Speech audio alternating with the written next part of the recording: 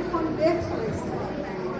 আগতে উদাহৰণ আছিলে ইন্দিৰা গান্ধী, এতিয়া বহুত তেনেকুৱা আমাৰ পলিটিকেল লিডাৰ আছে, আগশাৰীত থকা বহুত মহিলা আছে, বেংকৰ গোটেই ৱৰ্ল্ডৰ বেংকৰ প্ৰবন্ধক মহিলা।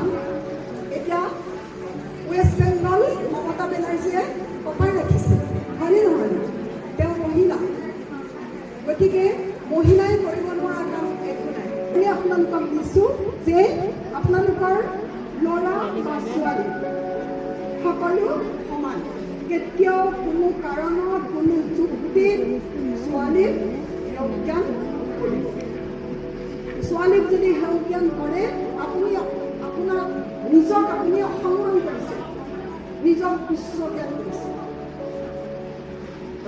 গতিকে মোক এগৰাকী মাত এতিয়া মই এখন দেশ এটা ভাল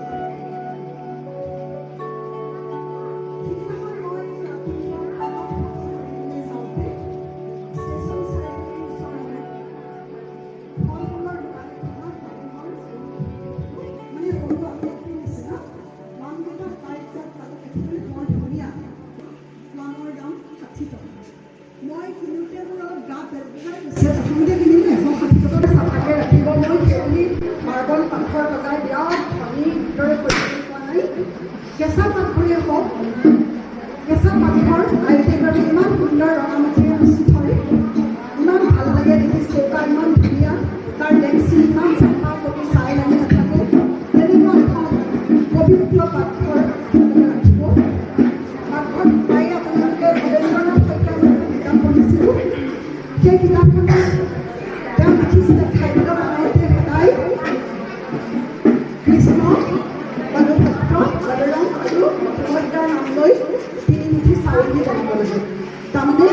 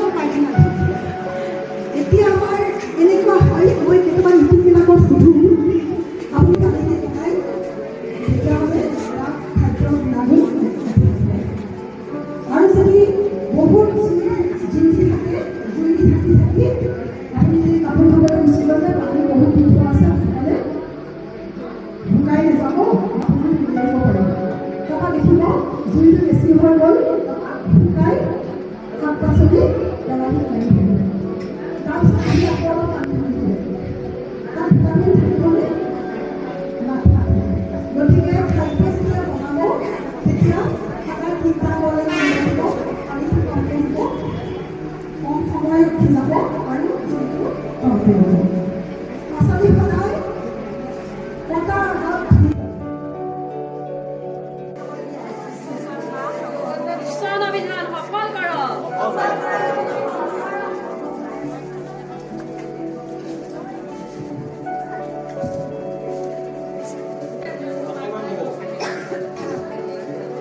কুশল অভিযান সফল কৰক। কুশল অভিযান সফল কৰক।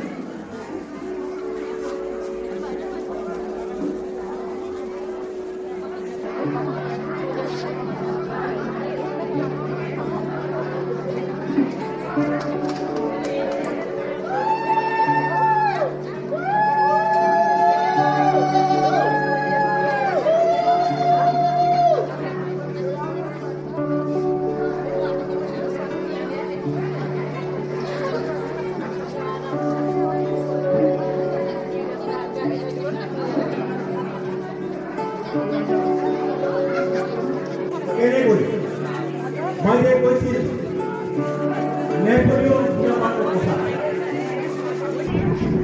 এটা মাতৃদূত দিয়া যাৰ দ্বাৰা আমি সমাজ গঢ়িব পাৰিম, যাৰ দ্বাৰা আমি দেশ গঢ়িব। এই আশা কৰিয়ে কেন্দ্ৰীয় চৰকাৰে আজি এই আঁচনি গ্ৰহণ কৰিছে আৰু আপোনালোকে শিৱসাগৰ জিলাৰ এই নগৰ মণ্ডলে যি কাৰ্যসূচী পালন কৰিছে সেই কাৰ্যসূচীয়ে আপোনালোকক আইসকলক আমাৰ গাঁৱৰ জীয়ৰী বোৱাৰীসকলক উপকৃত কৰে। ৰসৰাজ লক্ষ্মীনাথ বেজবৰুৱা ডাঙৰীয়াই